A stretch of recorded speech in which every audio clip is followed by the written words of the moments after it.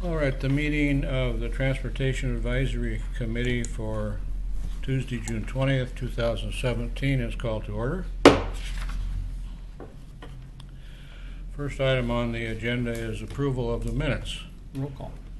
Oh, excuse me. Thank you, Henry. A roll call, please. Mr. Anderson? Here. Mr. Batty? Mr. David? Mr. Jessic? Mr. Johnson? Here. Mr. LaSalle? Here. Mr. McEnroe? Here.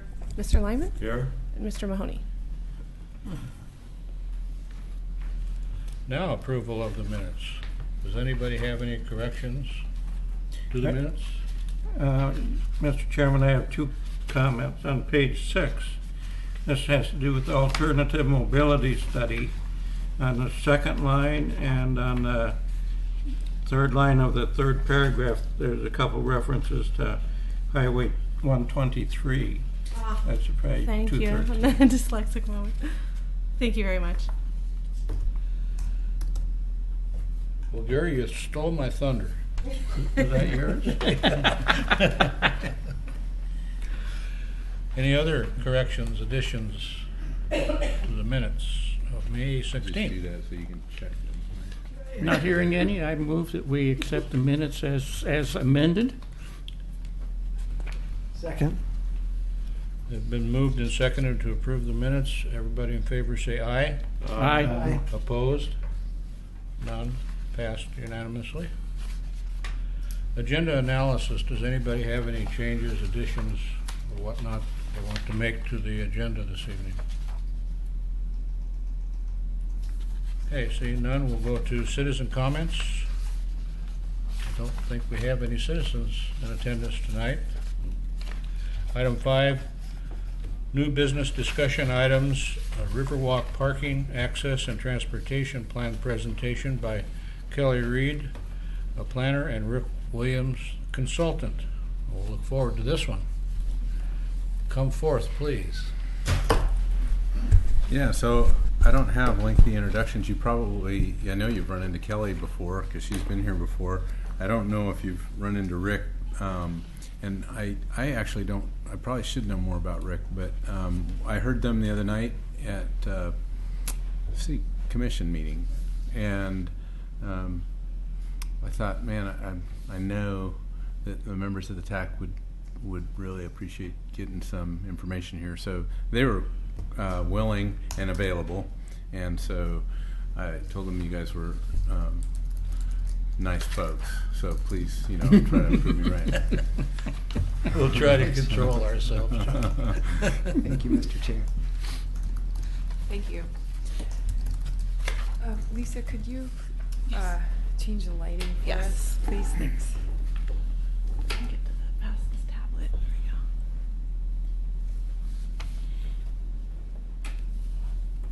Something. There we go. May I have the clicker?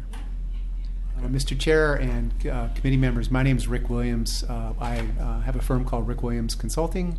We're based in Portland. We're a parking and transportation demand management firm, and we've been working on projects like this and others around the country and in the Pacific Northwest and the West Coast since 1995.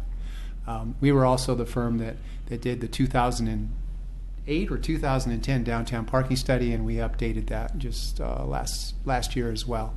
We were brought on to develop an access plan for the Riverwalk project, and so what we want to talk to you about today is, one, give you a chance to answer questions, but to give you an update on what we've done. And we've had 2 public work sessions in the last couple months, and they were all very well attended, and the focus was on what the community wants to see happen on this site as it pertains to access being parking, being walking, being biking, being transit, even the interconnectivity of, once you're here, what is access like between points within the site and between the site and downtown, and then nearby areas to the site. And so we're going to talk about that, what we've heard in those summits. There were 2 summits. And we're going to give you an idea of some of the strategies that are kind of working their way to the top from the perspective of public input. And then we're going to talk to you about when we come back in July with a more detailed plan, what the approach is that we're taking, so that you'll see that the logic in it and the sensibility in how to approach something like this, because we know there's going to be a river walk there, but we're still a little farther out in terms of what the final product is that's going to be there. So we'll have time for questions and input, and I'm going to turn it over here to Kelly to give you sort of an update on some of the transportation pieces. I have one question. Yes, sir. We have a pretty busy agenda tonight, so would you prefer to have the questions while you're speaking or save the questions until after you're done? I'm comfortable either way. So I think if a question comes up, let's answer it, because we do want to honor your time commitment. Thank you. Okay. So Kelly? Okay, so I'm actually wearing my Christina Robertson Gardner hat tonight. She's another planner. She's actually the project manager of this project, but she's on a much deserved vacation right now. So I'm kind of filling in for her. And I just want to start by giving you a little bit of background and kind of reminder of where we've been before Rick goes into all the great things that we're doing right now. So first, the framework plan that was approved in 2014, it's actually CP 1402, up on the screen it says 1404. The Planning Commission for the city approved a master plan for the site, and a zone change was approved by the City Commission. And through that process, we coordinated with ODOT to identify needed safety improvements and access improvements for the property. So kind of at a high level for this master plan, what can we identify now that we're going to need to do? And these projects will be triggered either by the construction of the Riverwalk or by construction of new development on the site. So they each have different triggers over time. And those three projects are an ITS, Intelligent Transportation Systems, kind of warning signage and flashing lights on the tunnel. That actually is underway. ODOT's working on that now, on designing that. Second one is Railroad Avenue project, kind of lengthening that right turn pocket from northbound 99 onto Railroad Avenue, and we'd be closing off left turns onto Main Street into the site, so that if you wanted to turn from northbound 99 onto the site, you would actually just take Railroad, loop around, and then come straight in on Main. And the third one is we're reintroducing Water Avenue, which is parallel to Main, right where that letter C is on the map. That was originally part of the John McLaughlin platted, downtown, and it was once a city street. We would be reintroducing Water Street and then making that a right turn in, right turn out only at 99.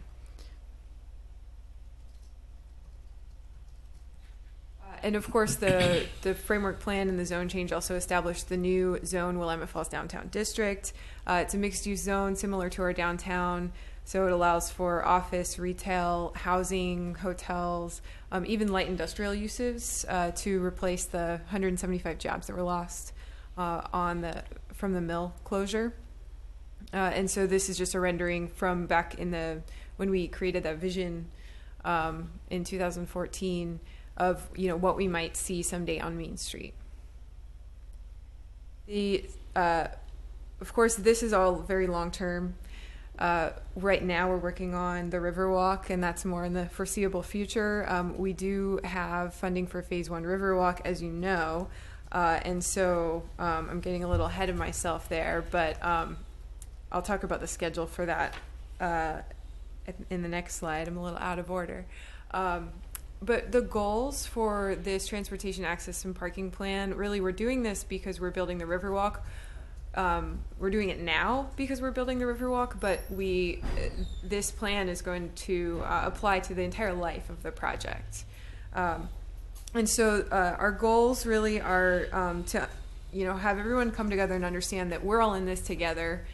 It's not just about this project, it's about downtown and McLaughlin and Kenema. You know, all of us are going to be affected by development here on the site, and we're all going to, you know, in good ways and in ways that we'll be challenged by.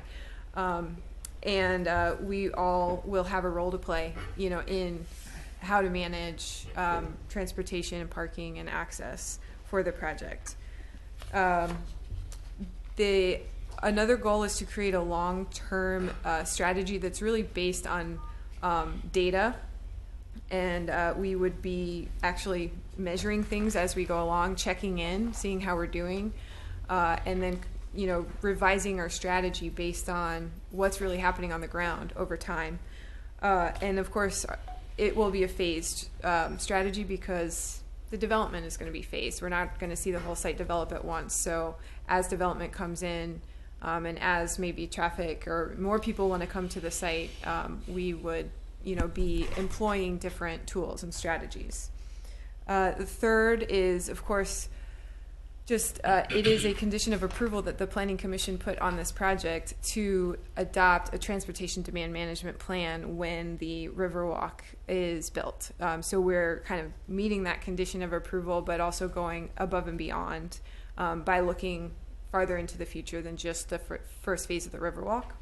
And lastly, identifying actionable next steps for both the city and for community members. So we might see strategies that the city would enact come out of this, and we also might see actions or strategies that, you know, the downtown association might enact, or the neighborhood associations or business owners in the area. So with that, now we can talk about the Riverwalk timeline. This is a little bit old, and so today is actually in between the first two blue bubbles there. We just unveiled the Riverwalk conceptual design, and we will be now working on the phase 1 detailed design, engineering, and permitting to begin construction in mid-2018 of that phase 1 project. And of course, we're looking at, as part of phase 1, to find some places to have interim on-site parking, but then at the same time looking at all these other strategies that Rick is helping us with. So with that, I'll pass it back to Rick. Thanks. Thanks, Kelly. As I said, we have been meeting with 2 work sessions with the public. We're going to have another one in July. And the first, we've talked a lot about parking here in Oregon City since 2010, and so we can talk about that tonight if you want, and where that's at. But we have a plan in place for the downtown. But one of the things that first came out of these group meetings is, why would we do transportation demand management? You know, what is the need? Why not just get parking and we're done with it? And when we've done this in other cities, we find that transportation demand management really is, as you know, is just options. You can drive, you can park, you can walk, you can bike, you could take transit. There's all different ways to access an area, and people like that. And we're seeing that the changing demographics of the United States, with millennials in particular, is a movement away from a single mode of transportation. More and more people are coming into the workforce and into the economy wanting to be able to say, I want to decide today how I'm going to get to where I'm going. And that trend is accelerating. We got some information from the state of Washington. Between the ages of 16 and 24, about 40% of those people don't even have driver's licenses and haven't even applied for one. So people want options. That's one to do. Also, transportation demand management adds capacity into your system. I have a theory called the theory of the universe, and it's the universe of trips. And the more trips that we can bring to an area, the better. But our goal in this should be to bring as many trips to Oregon City in a way that doesn't adversely impact Oregon City. And the only way we can do that is with options. Every time we add an option, we add capacity. If we add parking, we add capacity. If we add transit seats, we add capacity. If we add bicycling, we add capacity. So that we're not reliant on one single mode of capacity. and I talked about the changing demographics. We're also finding people like myself and my mother are moving to where we may or may not be car capable in the future. And that's a huge part of the economy that's being burdened right now when older folks can't get out of the house. Self-driving cars could be a part of that in the future. But also alternative modes like transit, Lyft, shuttles. All of those are forms of capacity that will help the economy and add capacity to the system. Finally, what we're finding in terms of this concept of transportation demand management is we've looked at cities around the country and say, what are the most vibrant communities? And you can read ULI articles and other articles on this. But what we're finding is people want cities that are walkable. They want cities that are connected. So I can get from one point to another in a city, not necessarily having to get in my car every time and move about. There's a concept out in the community or in the literature now called Park Once. I should be able to, by any mode that I arrive in the downtown, doesn't necessarily need to be the mode that I move around the downtown in. However I get here, I could be linked to bike share. I could be linked to a circulator system. I could be linked to really good connectivity by walking. And finally, what we're finding is heavily car-dependent cities are losing the battle of affordability because it costs so much to provide parking. What we want to do now is right-size our parking and then use the savings in other capacity modes to help us with things particularly like affordable housing. And so we're finding that most vibrant communities are the ones that are most heavily invested in a range of alternative modes to access their areas. Before I jump into the approach, I wanted to just get right to the point. What are people saying? What did the community tell us when we got when we sat down with them and had these workshops? We have an approach, and I'll talk about it in a minute. But we had them think about what they wanted the Riverwalk to look like and what the outcomes should be through a specific filter, and we call it the inside-outside approach.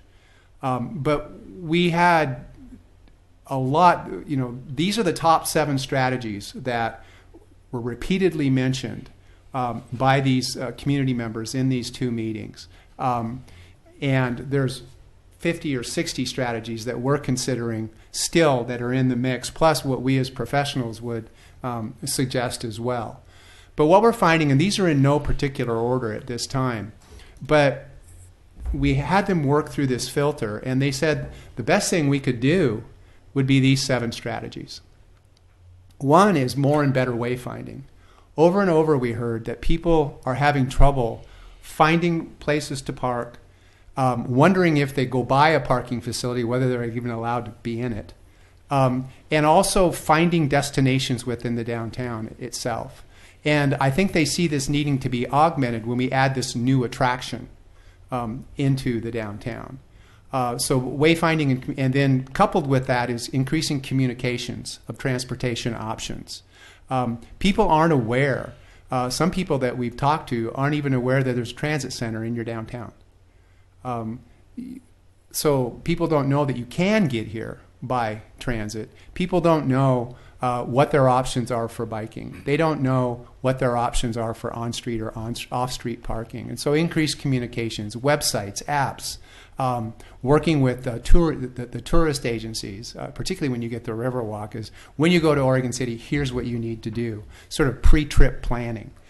So that was seen as something lacking and needing to be improved upon. As I said, you have the transit center downtown. A very over and over and over again, we heard from the community that we need to make sure that when this Riverwalk opens, that where the bus lands now in the downtown needs to extend all the way to this site on a more frequent basis at a landing pad that's attractive and a landing pad that's convenient to the site. Right now, you might have to get off the bus and hoof it all the way into the site. And so that's a real opportunity because you have transit here. We just need to build on it and make sure that the site is connected. Another thing that was really important to everyone is to think of this site as part of the downtown, a greater downtown, so that people who come to downtown will avail themselves of the Riverwalk, and people who go to the Riverwalk will avail themselves of the downtown. I think there's a concern that that might not happen. And I think if you go back to the wayfinding and the communications and sort of the connectivity elements that we need to add into the system, that's going to be very, very important. That in and of itself is not an access option, but it's certainly an outcome that people want to see, and so we have to develop strategies around that to activate that goal that they came up with. Improved pedestrian and bike environment, I think that's kind of a natural. People need to feel they can easily and comfortably and safely move throughout your downtown and be connected to the site, be connected to the neighborhoods, which you kind of are with the elevator. But they want to increase the idea that when you get down here, that you just walk or you bike, that you park once, you arrive once, and everything else should be done on foot. Over and over again, and I think you're probably very aware of it, is to control and limit spillover into the neighborhoods. And that's a big strategy. We heard that over and over again. And then, of course, new parking supply. And what was interesting is people landed on a lot of different types of parking supply when they talked about strategies. There's parking that could be on site. There's parking that could be in the downtown. There's existing parking in the downtown that's potentially underutilized. And then there's opportunities outside of the downtown that we could link in, use someone else's parking and link it with transit or link it with shuttles or link it with circulators. So everything needs to be linked and multi-purpose. So there were some people who said, build a garage. There were some people who said, let's fill up the existing surface lots first. There's others who said, let's start with the surface lot on the site so that we don't box ourselves in by building a garage on the site, which would then influence how the development occurs around it. Let's grow into a garage. So a lot of consensus on new parking supply, and that's not to be doubted at all, but how it's put in and how it's phased in and how it's linked was probably more important. So this was the filter I talked about, the inside-outside approach. And when we work with cities on transportation demand management plan, it's always important because oftentimes, jokingly, people will immediately say, well, we need light rail. Well, that's probably not an inside strategy. Inside strategies are strategies that you can maximize the existing infrastructure that you have first. Things that are low-hanging fruit. So improving facilities that you already have and connecting your inside destinations, connecting the site to downtown, connecting the bluff to the site. Think of it in terms of that first. Those are things that can happen sooner, and I gave you the example of the existing transit center. It's still going to be a negotiation with TriMet to, one, get more frequent service moving through the downtown from your existing transit center to the site. But that's a lot more productive a conversation in the near term than saying we need light rail to come to Oregon City, which hopefully could be, as our stakeholders said, definitely within the 20-year plan is something they would like to see that as happening. So inside strategies is just common sense. Look at our existing signage system, improve it. Look at our existing sidewalk systems and improve them. Look at our bike system, our bike network, our transit network, our existing parking supplies, fill them. Do that first. And I think what the community said to us was, these are probably things we would do anyway.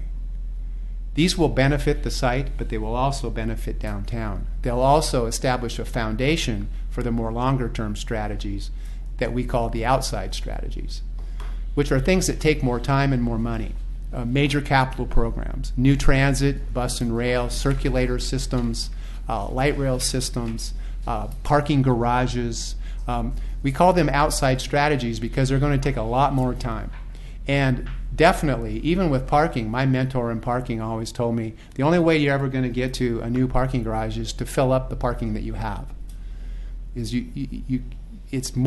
easier to build a garage economically when you have a parking problem than to build a garage and not have a parking problem and the garage can't pay for itself. Same with transit systems.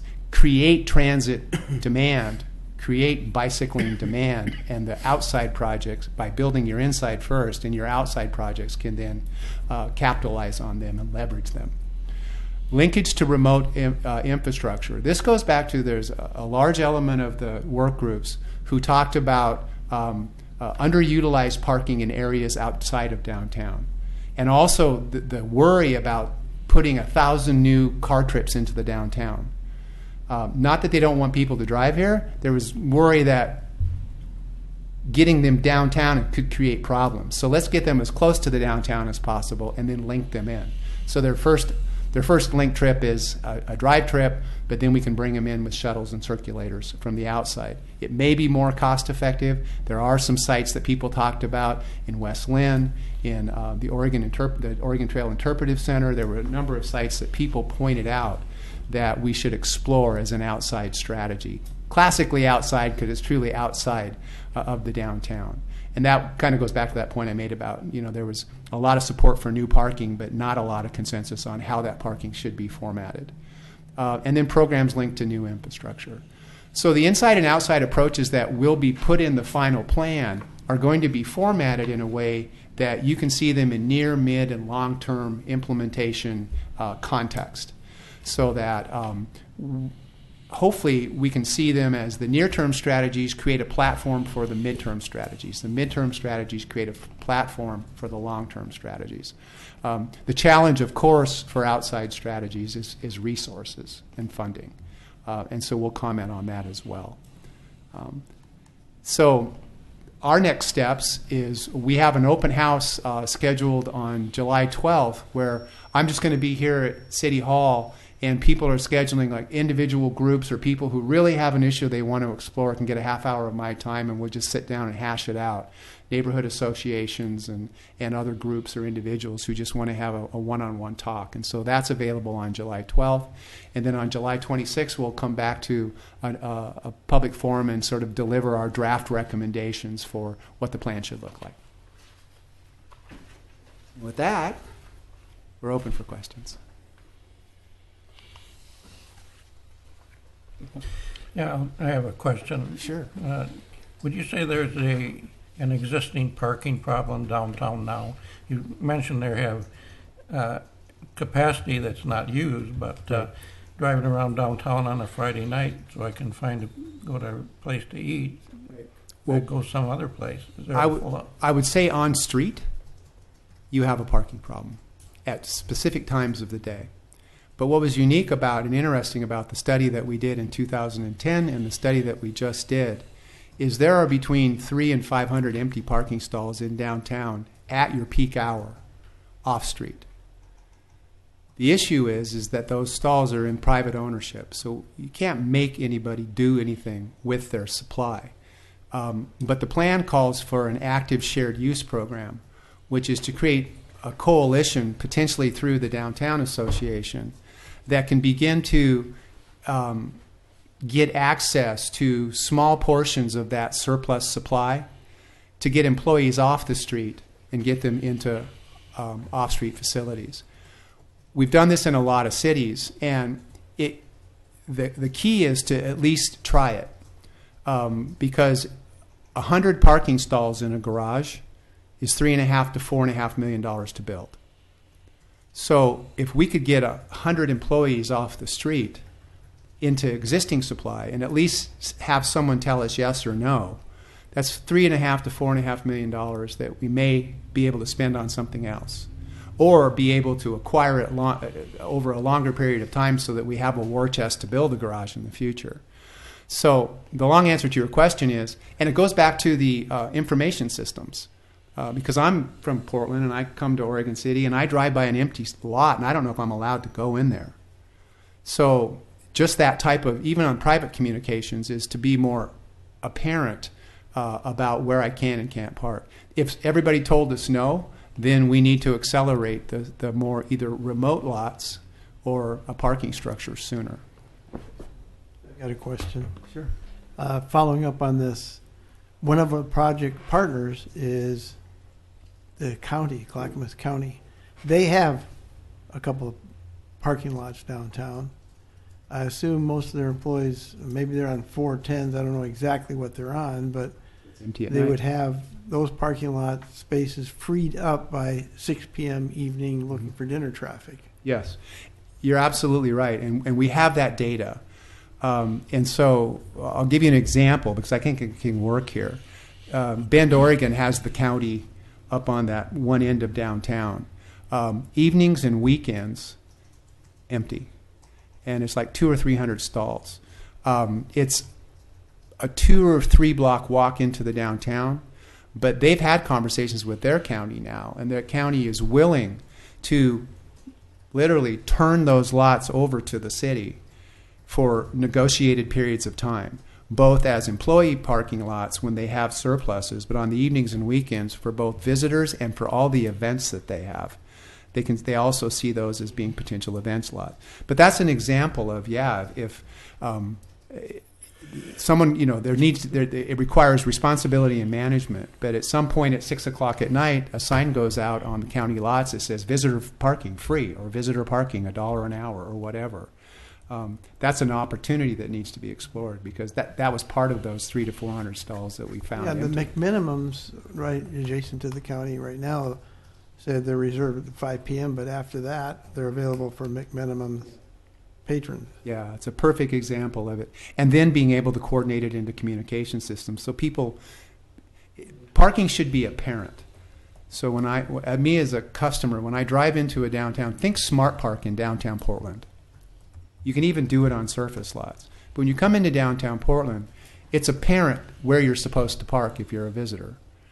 They have marketing, communications, and a brand. So you go by a Smart Park garage, and it's the cheapest parking in Portland, and it's very visitor oriented. The more we could do that here, with even branding your own lots that you have now, any city-owned lot should have a brand. So I hope that helped. I don't want to go off on tangents, but yeah, that would be an example of the shared use approach. Lot by lot, hour by hour, and just find out where your capacity is. So with all those available spots that are off peak, how much would that, how would that work? In terms of like what kind of cost benefit there is to those? Well, cost benefit can be run a number of different ways. I think at the first level, during the day, so weekday, 8 to 6, it would be the most effective strategy would be to selectively place downtown employees onto other private sector parking lots that have surplus, because you don't have to worry about signing and stuff. You can just say, Kelly's got 5 employees that she wants to find a place to park. We can give them an identifier, and you're going to allow 5 people to park on your 30-stall lot, because we know that 5 stalls won't negatively affect your demand during the day. So a lot of shared use programs, Corvallis, Oregon is a good example of this, began that during the day the key is to get employees off the street so that visitors are guaranteed that we're managing every on-street space for visitor parking. Evenings and weekends, you can flip it, is to go to the point that Mr. Anderson talked about, which is to find specific lots and brand them at night as visitor parking. And Gresham, Oregon did this. Tigard, Oregon does it. If you've been to downtown Tigard, you'll see these little A-boards that come out on Saturdays and evenings that says visitor parking. And then the A-boards go away during the weekdays, because that's where someone's employees park during the weekdays. The long answer to your question, it needs management. And that's why a lot of these successful shared use programs are actually run through business associations in a partnership with the city.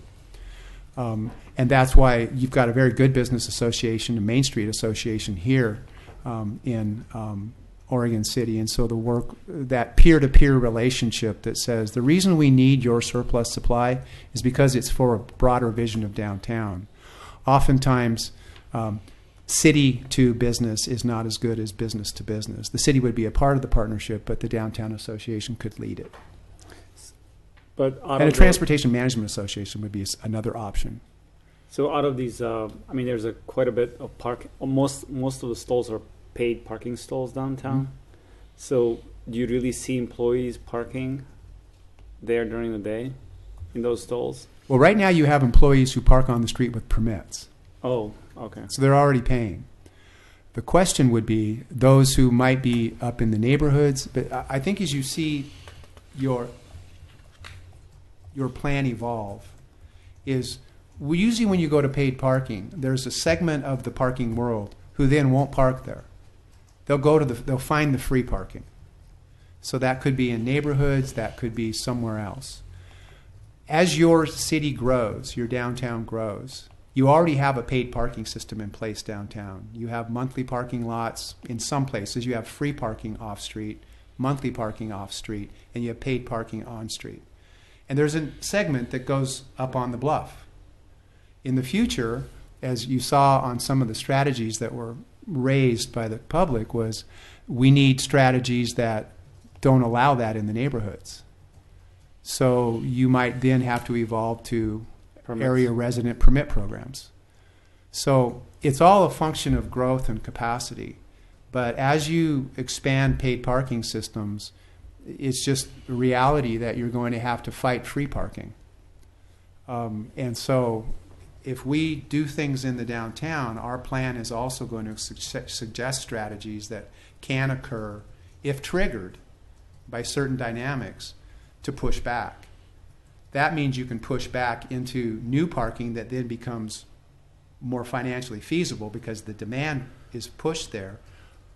Rate and prices will also encourage people to consider transit, biking, and walking. So it's hard to talk about it as just a site solution as much as it is a growth solution. But again, I would come back, not to beat a dead horse, and say let's maximize what we have or find out that we can't maximize what we have before we move to a very expensive next step. I heard reference several times to improving pedestrian and bike environment. Have you had any plans for helping the disabled? That's a great question.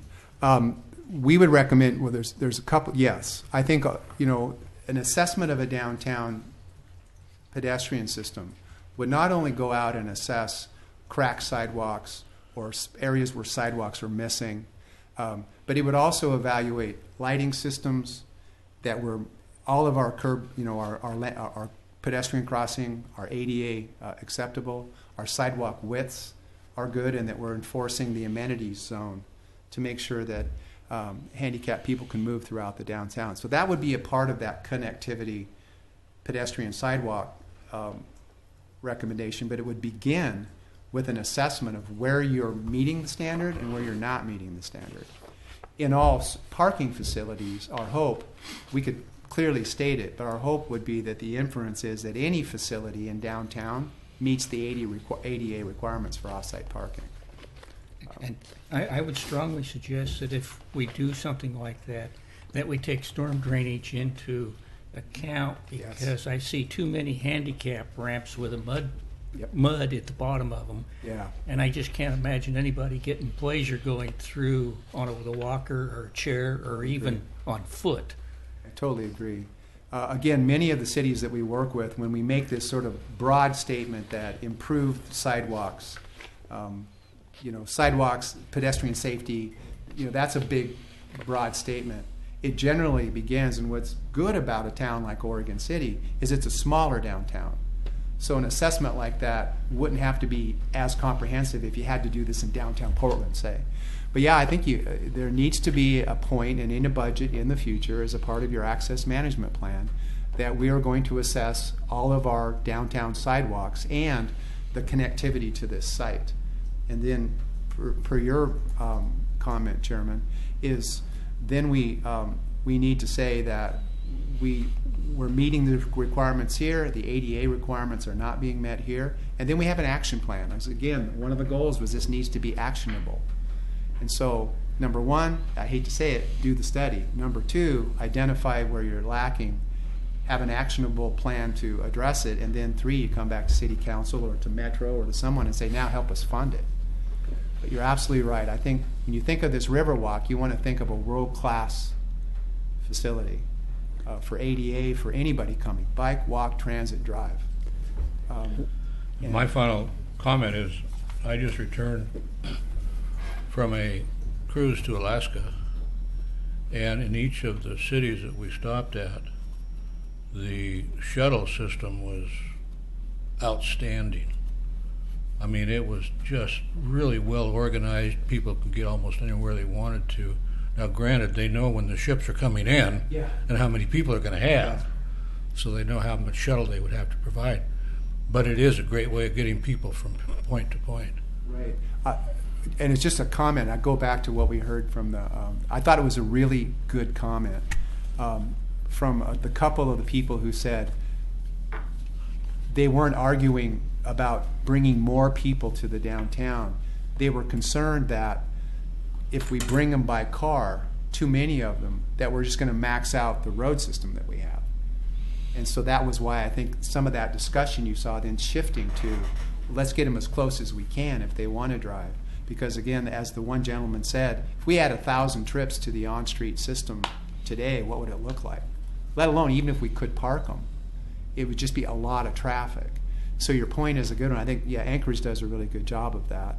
I actually was the consultant on their downtown parking plan, so. Oh, But it should be noted too that some of those cities that he's talking about are 2,000 or 3,000 population cities, and they figured out how to provide the shuttles for that. Right. Yeah, funding will be an issue. Yeah, so I was going Sure. to follow up on the shuttles. That's on your outside, which is capital intensive. Is that in phase 1 or is that in phase X, Y, Z? Yeah, I would think the outside strategies would be more mid and long term. And they'll be triggered by 1, the development on the site, and then 2, opportunities. So a near-term strategy would be to go at least identify potential remote sites that even look like they could be an opportunity. At the end of the trail site, it seems Right. like a primary Yeah. candidate. Then have a conversation with those individuals who are the owners of those lots and say, if we had, we're looking at this as a part of our overall access strategy for the site. Would this be an option? I always say start simple first. Would this be an option that a portion, some portion, certain days, whatever the dynamics are, that this could eventually be linked into sort of a circulator shuttle system? And then where you have interest, then you take the next step, which would be to say, how many stalls would it be, and what type of a shuttle, what would the frequencies be, and what would it cost?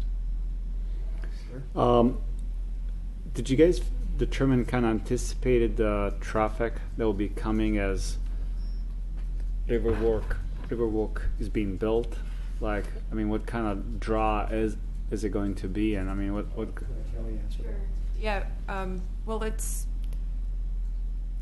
there's the traffic manual that you can refer to for various uses for parks, but we know the Riverwalk is not just your typical park, and so it's not easy to guess how many people might come to the Riverwalk, on opening day, and that's why we're building in kind of that metric-based strategy so that we are monitoring, the numbers as it occurs, and we'll have that strategy that once we get to certain triggers, then we'll know we need to act on something. But yeah, we could spend a lot of time and energy trying to estimate the number of visitors, but it really isn't. It's not going to be a good data, or it's not going to be a good guess necessarily. I mean, being, I guess, the second largest waterfall by volume, I mean, couldn't you even look what Multnomah Oh yeah, falls? we've done all that, of course. Yeah. I mean, if just those people stop by, I would see a nightmare going downtown. So again, Nightmare out that there right now. Yeah, I mean, They're maybe running the- shuttles out there now because their capacity. yeah. Well, that was an outside strategy. Their inside strategy is they built some lots at the trailheads, and then they actually built some spillover areas at the trailheads, and then they exceeded the spillover areas, and now they've gone to the shuttle out of Gateway, and then I forget on the east end. And now this year they've increased the frequencies of the shuttles. So again, kind of the same type of an inside-outside approach. But yeah, your question is a really good one. But it kind of goes back to that.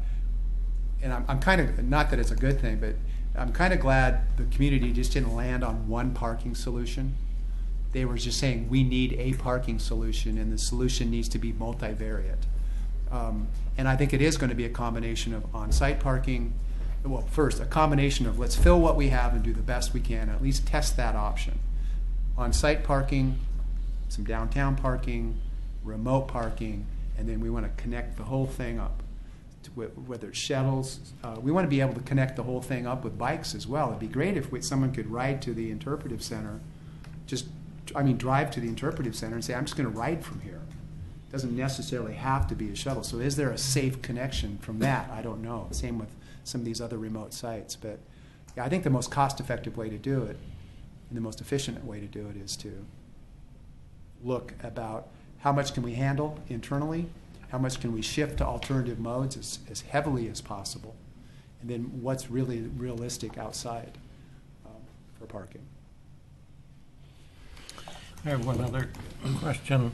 Just to clarify, are your parking needs studies primarily for the river walk, or are they for the walk plus the commercial development whenever that gets going? That's a really great question. It's not for the development because we don't know what the development's going to be. So what we're going to try to do is anticipate an interim need for the opening of the Riverwalk. And I think our goal right now is we want to demonstrate that we've provided a net increase in parking in the area, the downtown area. It will most likely be a surface lot on the site as an interim strategy because, again, we didn't want to just jump to a garage one for cost, but it could really affect the overall design of the site if the garage is your lead development. So it'll be a net increase of parking in an interim basis that allows us a platform to phase into either structured parking or these remote options, plus all of the other TDM, which is the bike, the walk, and the transit that we can improve to reduce the overall demand. Yeah, I don't think we would lead with build a garage unless there was a lot of money out there, and we could. So when the developer gets going on a development, is he required to provide parking for all of that himself? Yeah, our minimum parking requirements do apply to his development, but we do hope to be able to use some of the strategies we're identifying now for shared parking. So we know that the visitation to the Riverwalk is going to be mostly on the weekends and in the evenings. But if development comes in that's retail or office, for example, then that parking can be shared because it's not going to be utilized at the same time.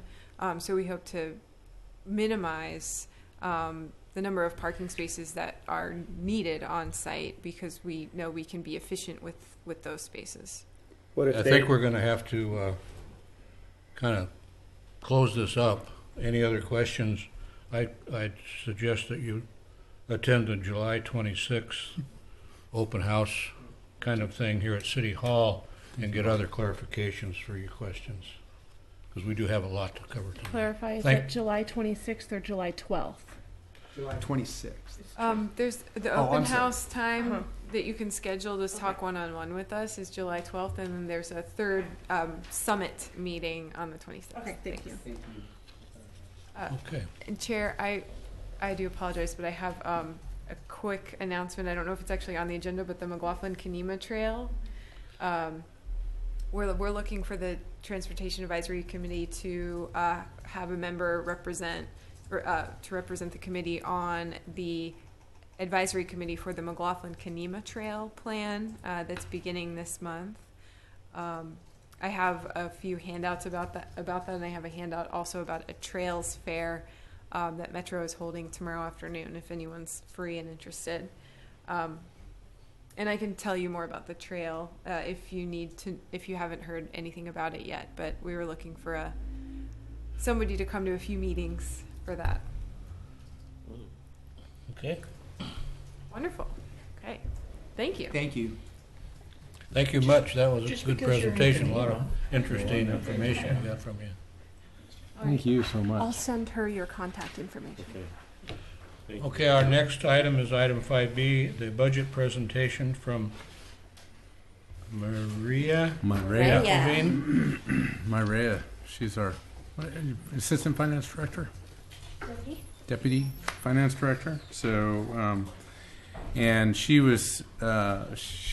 Maria's been here before as well and presented about last year. Right? Last year, about the same time. Same time.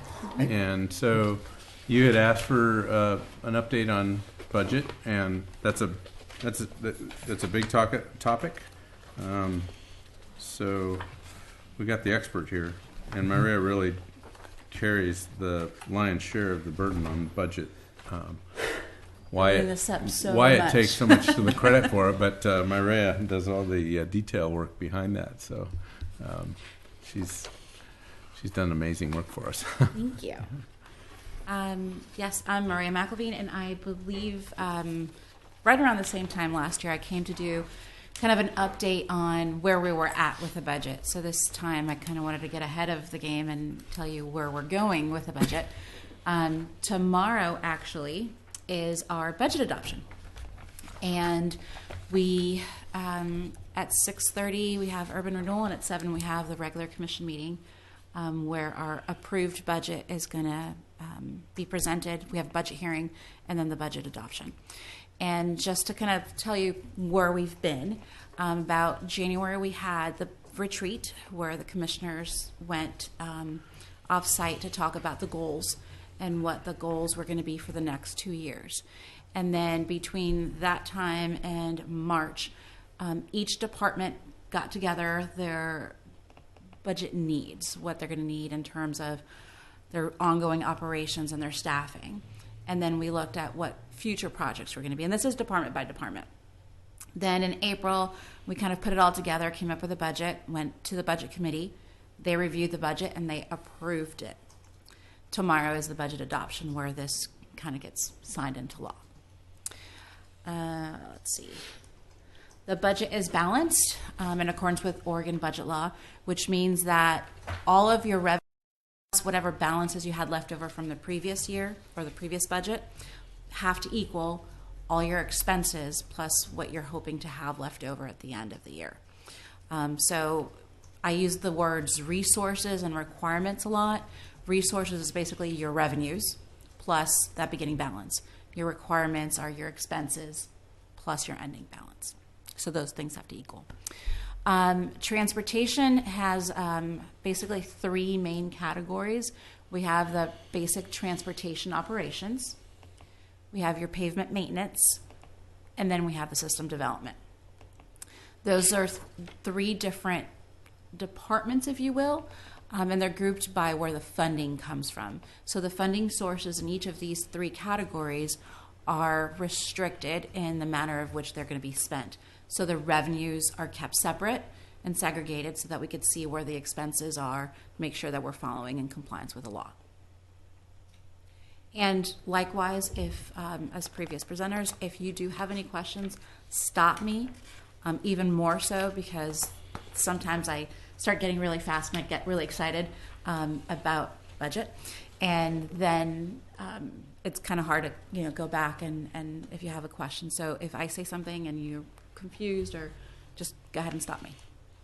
Question, Yes. just something to think about, to cover at the end. A couple of us have been talking about the system development charges.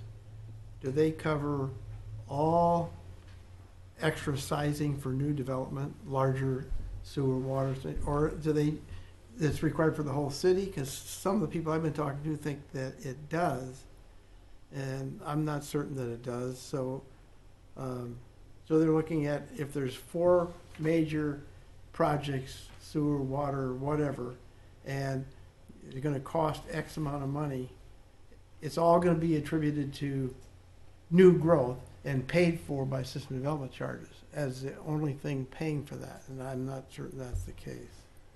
Yes I would, and no? yeah, I would agree that there's a disconnect there, but we can. So should we Yeah, take talk that up about it.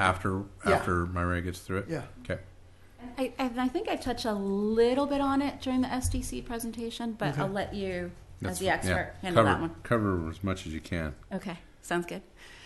So the total transportation budget, and this is operations, is $11.17 million. And that's divided between the ongoing gas tax funded transportation operations, which is $5.4 million, and the pavement maintenance, which is that utility fee that gets charged for contractual repairs and maintenance. And that's $5.77 million. As you could see, both of them increase about $200,000 over the previous biennium. The SDC budget is $9.58 million. Now, is that SDC budget funding that is available or projected? That is the total budget. So that is all of the money that was there before, all the savings, plus all the revenues that are expected to be collected over the 2 years.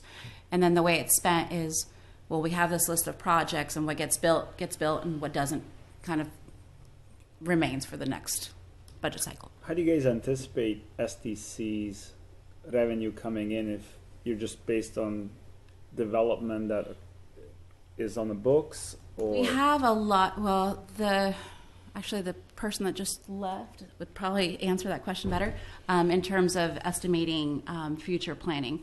But we do sit with a planning department and the building department, and we go through and we kind of estimate how many permits are coming in and what that growth is going to look like.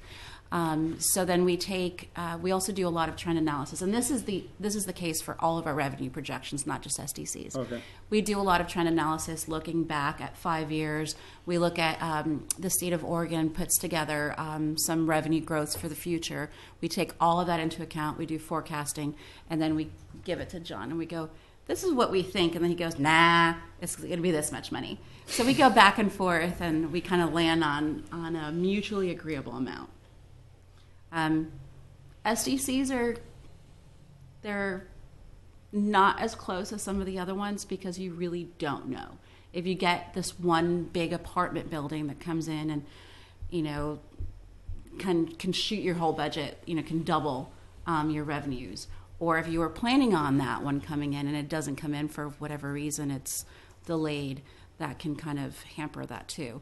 At the same time, the SDCs do cover certain expenses that are similarly associated with some of those revenues. So if we don't get the revenues, then we can't build the projects. And I'll touch a little bit more on that when I get to the SDCs. So the transportation fund, as I said before, it includes transportation and pavement maintenance.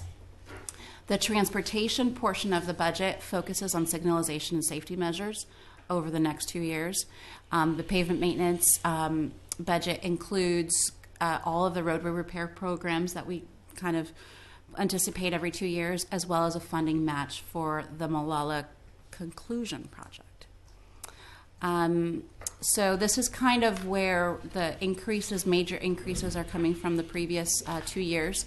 Intergovernmental revenues are the gas tax monies. So that's money that we get from state shared resources. Charges for services are those utility fees that we charge our customers. Transfers in, I'll explain a little bit later. And interest income is just, it's growing because our cash balance is a little higher. As you can see, intergovernmental revenues make up about 35% of our total revenues, and 42% come from the charges for services. Those are our major funding sources. The gas tax revenues, the intergovernmental revenues, are received from the state, and they do an apportionment every year of what they anticipate collecting on gas taxes. And then there's a formula based on your population and the number of lane miles that you have. So every year they do an estimate of what each city is going to get, and then that estimate gets calculated times your population. So I've listed here the amounts that we collected in 2016, which is $57.15 per person. And then 2017, 18, and 19, what their estimates are. Not exactly sure why they have an estimate going down from 2017 to 2018. Usually that's not the case. Usually it stays pretty steady with maybe like a 0.5% increase from year to year. But those are their estimates, and we have to use those estimates as a starting point. Again, one of the things that I mentioned before was that we do a lot of forecasting and trending.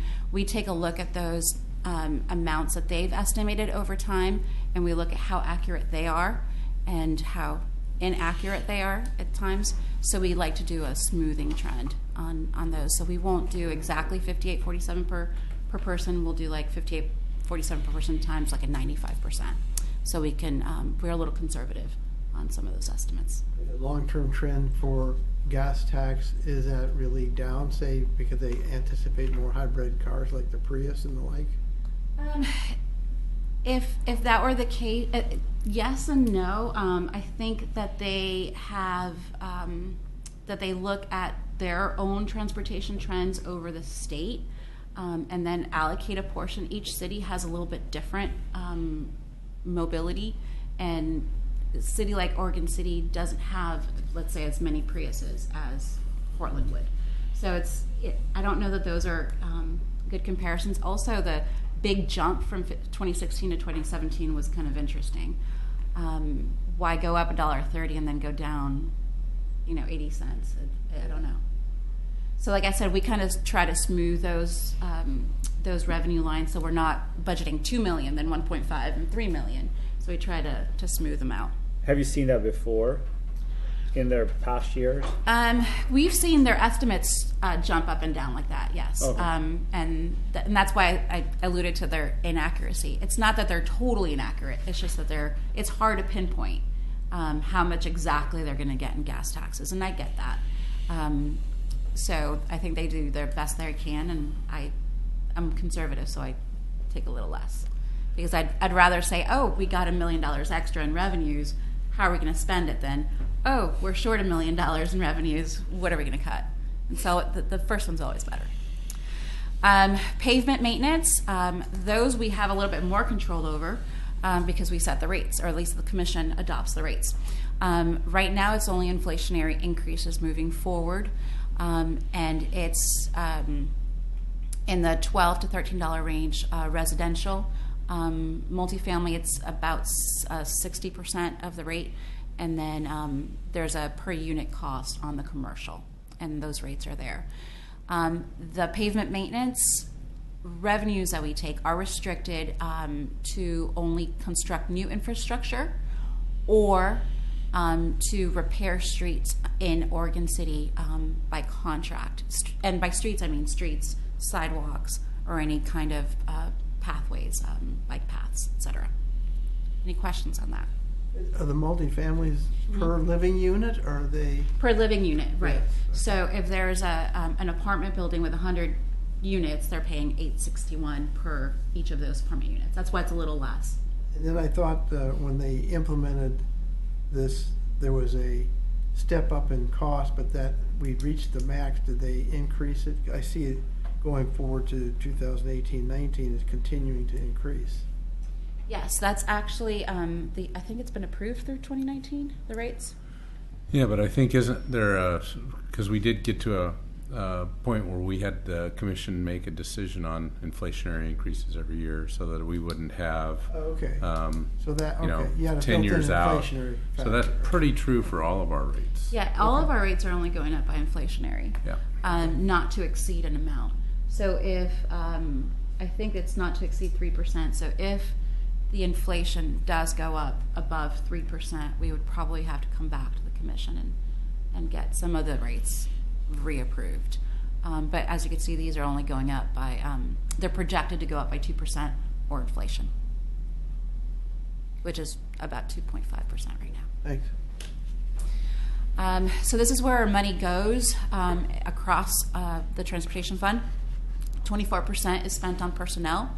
About 20% is spent on materials and services, and that's all of the contracts as well. The bulk of the spending is in capital projects, and that's about 46%. And these are the actual dollar amounts. Personnel services is about $2.67 million. Materials and services about $2.2 million. Capital outlay almost $5.2 million. A little bit more detail on what that spending is. The gas taxes provide about $3.9 million in funding. That money is going primarily to staff, $2.67 million, that maintain all of our roads, the transportation and street department. $662,000 are some of the routine projects that we have to do every year, whether it's turn lanes, roundabout safety measures, some signalization, some sidewalk improvements or repairs. $516,000 are for contractual services. These are your engineers, any kind of environmental testing that you have to do. $771,000 are our operations, so any materials that we have to buy, fuel supplies, grounds equipment, landscaping, those kind of things. And then $720,000 of beginning balances are being used. Remember when I said the resources are whatever gets left over from the previous year plus your revenues. So this year we're spending $720,000 of monies that were not, or this budget, of monies that were not spent in the previous year. Where does fleet rentals come from? Fleet rentals? For the moving equipment that needs to be replaced, the dump trucks. Oh, our not rentals, but our actual repair and maintenance of our Yeah. fleet. So part of our transfers, if you see, there's transfers out of $360,000 for the 2 years. We have a fleet system in place where we save money every year towards the eventual replacement of any of our fleet, whether it's a regular truck that we use on the street or one of the big dump trucks or one of the big equipment. Martin Montalvo does the kind of like an assessment every year, and we go back and forth and look at how many years the life cycle of each of the equipment is. Some of the trucks are like 7 to 10 years. Some of the heavy equipment's a lot more than that. So then we decide, let's say it's $1 million equipment and it's going to last 10 years. We should be saving $100,000 every year towards its replacement. So that's what that $360,000 is. It's the amount each year that we have to put away for the eventual replacement. Does that answer your question? More than yeah. Okay. I set up the original one, so I was Got wondering it. where. Yeah, we're still doing it. So the utility fees provide about $4.6 million in projects or in funding. That's going mainly to fund the roadway reconstruction project. And Public Works does an outstanding job of assessing the roads and determining which ones we're going to be doing or repaving, the ones that need it the most over the coming 2 years. The $3 million is an estimate of the ones that we think are going to need it. As that year comes closer, they get the exact list of what they're going to do, and then that gets bid out, and we know exactly what the project's going to be. But it's $3 million that we are estimating for the 2 years. We've also set aside $1.5 million for the Molalla project. As you probably know, we got the grant, so we had to use some of our own funding to match that to conclude the Molalla phase 2, 3. So The it's completion actually phase. The completion phase. The completion phase. It's 1 of 4. The phase to finish all phases. Then there's $600,000 budgeted for the slurry seal and crack repair program, and then $200,000 in additional materials that the street team might need. Mm-hmm. The fee is based on an analysis of the quality of the road. So you have stuff that's excellent, good, and so on. You have a pie chart, I think. I've seen one in the past. So my question is, having had this in place now for 7 years or whatever it is, are we shrinking the roads that are qualified as poor or fair and increasing the others? Are we making visible progress on that? That's a good comment. We do a pavement condition assessment. Remember that PCI factor? So we evaluate our streets every 3 years. We're doing that this year. The last time we did it, we did show improvement.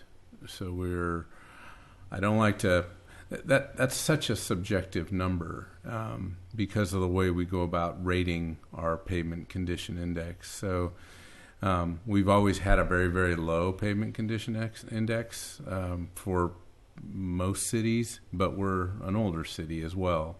But with this fee, again, it's a significant contribution by the residents and the businesses to help fund their streets.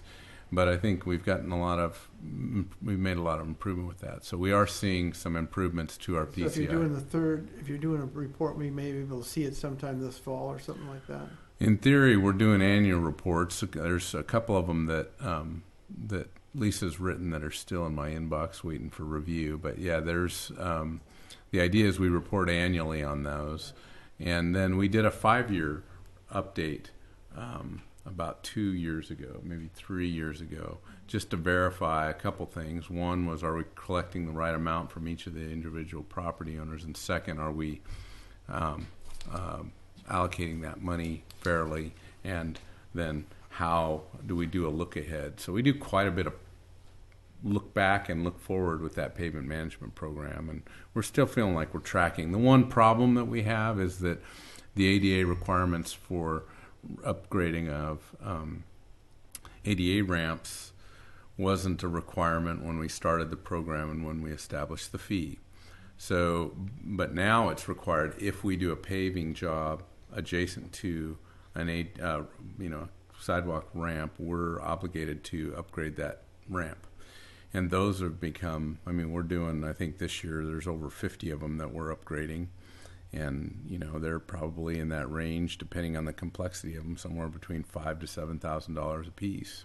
So that wasn't figured in to our pavement fee, but yet we're using these pavement dollars to pay for that.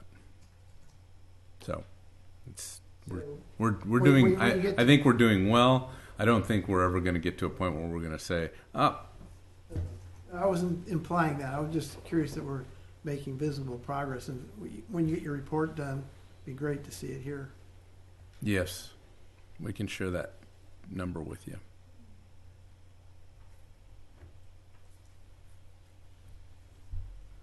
My last item of discussion was the transportation SDCs, but before I get into that, I did want to kind of touch on a couple questions that were asked, and then something that kind of segues into this. A lot of the way some of our bigger projects are being funded are not unique funding. So while the revenue has to be segregated, so gas taxes can only fund these type of projects, and pavement maintenance can only fund these type of projects, and the SDCs can only fund this type of project. It's very difficult to come up with the one project that doesn't have multiple things in it. So if you are expanding, or let's say there's a roadway that needs to be improved, it needs to have better capacity. At the same time, it's eligible for some gas tax dollar spending. But when you use gas tax dollars, you also have to improve the bike paths or the sidewalks as part of that project. And then now that you might be using some pavement maintenance dollars, and as John Lewis explained, that also means you have some ADA improvements that need to go in there. But the bulk of it is because you're increasing capacity. So it's actually eligible for all three. We try not to do that, to do all three, but we do split a lot of funding when the project is very clearly more than one type. So one of the ones that we have is the Malala Avenue project. That is clearly expansion and an increase in capacity, but it's also improvements of things that are existing now. We are improving the sidewalks, we are improving the lighting, the signalization. So it's not just grant money, it's not just SDC, or it's not just tax dollars, it's all, or gas tax dollars, it's also SDC funded. So you have we have multiple, and that's not just in transportation. We have those in sometimes we'll have a water line that needs to be increased, but as part of that, we say, well, the road was kind of iffy to begin with, so let's improve the roadway while we're at it. So we'll dig up the road, increase the capacity, maybe improve a couple of segments of line, cover it all up, improve the roadway, put better sidewalks. So we do try to do some of those combined projects because it's more efficient, it's better use of dollars all around, and then better use of the staff that's doing the project as well. Does that make sense? Some of the questions that were at before.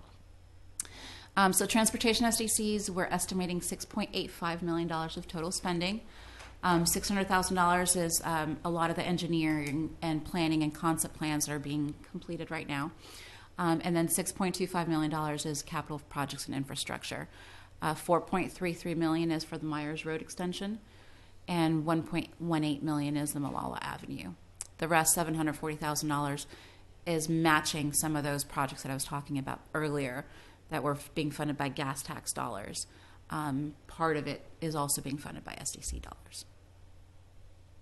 And that is all I had planned to say. But I would entertain any questions that you might have. Another one, if you don't mind. So I understand the Public Works is looking to the future for a new Public Works facility or upgrade the current one. So I didn't see that in any of these. Do you have a separate capital fund parked someplace where you're accumulating money to do that? It's not in this budget, right? Yes. So there is a capital facilities fund. And in that fund, we have money segregated for any city facility that we need to do. It's not part of the transportation fund because it's not just being funded by it has a little bit of savings from the water fund, from the wastewater fund, from the stormwater fund. So everybody every pays year, into it. Mm-hmm. Every year, a little bit of money has gone into that fund. And if we were to break ground at some point, there would be funding in there to help pay for that. So we don't have a finalized plan yet for the spending of those funds. So it's still kind of a work in progress. But we are still saving for that. So it's part of the transfer. Mm-hmm. So there was Maria referred to the transfer for the fleet.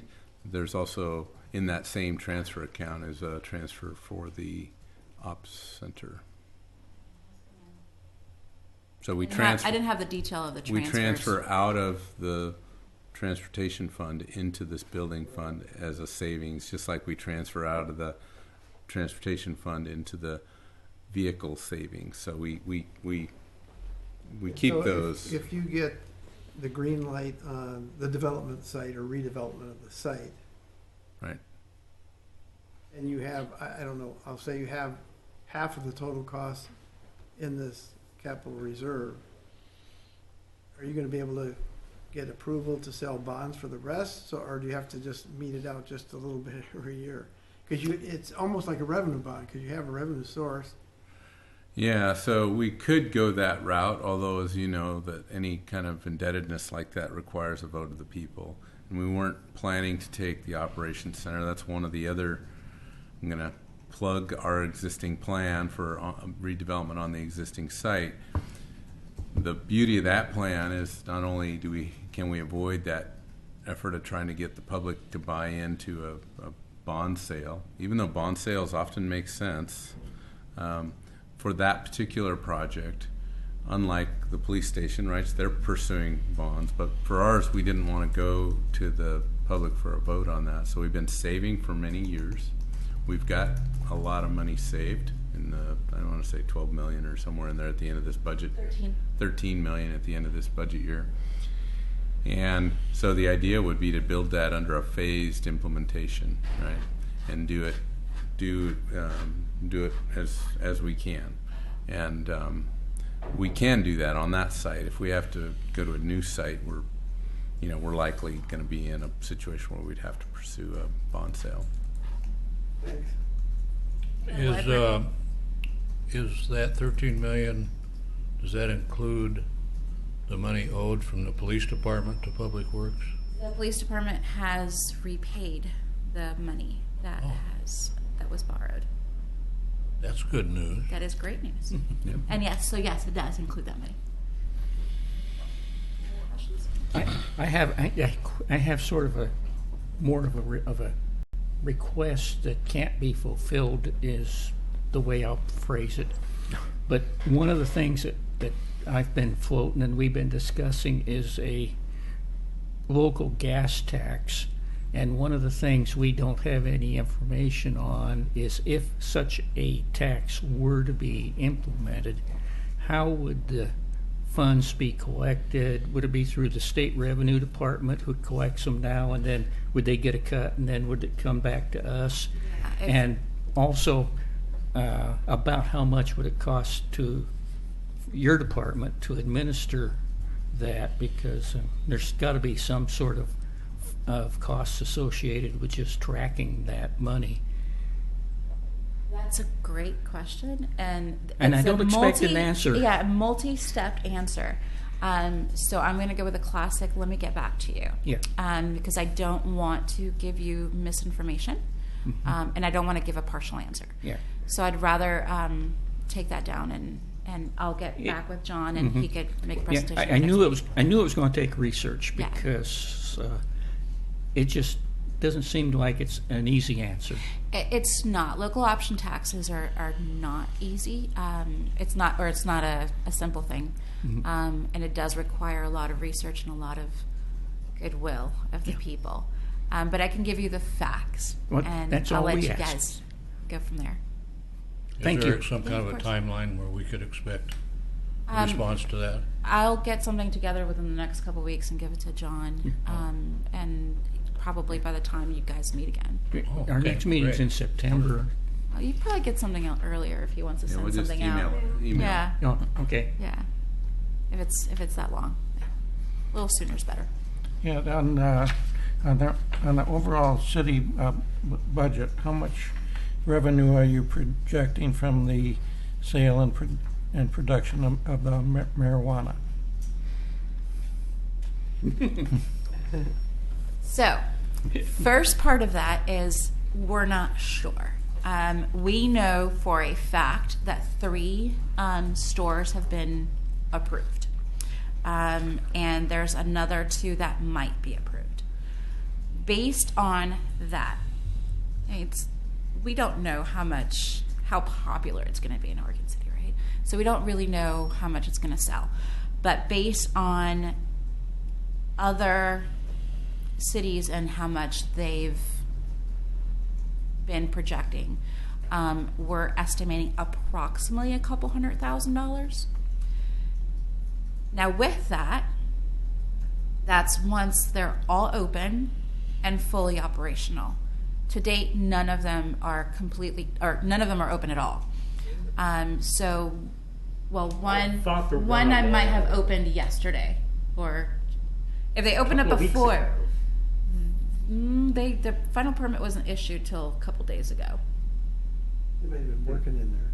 So they might have been anticipating maybe selling paraphernalia, maybe perhaps, like the store was open, but anyway.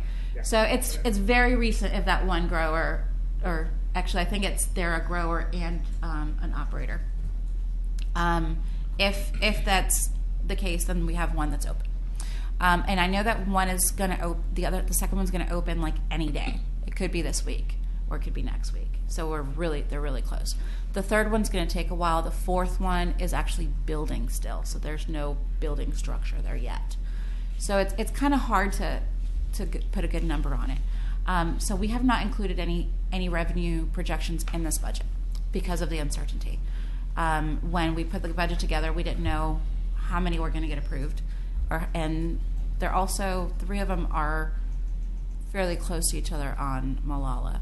So that might have some positive or negative repercussions, I'm not sure. How does that revenue come in? Is it from the state? It comes from the state the same way gas tax dollars come in, actually.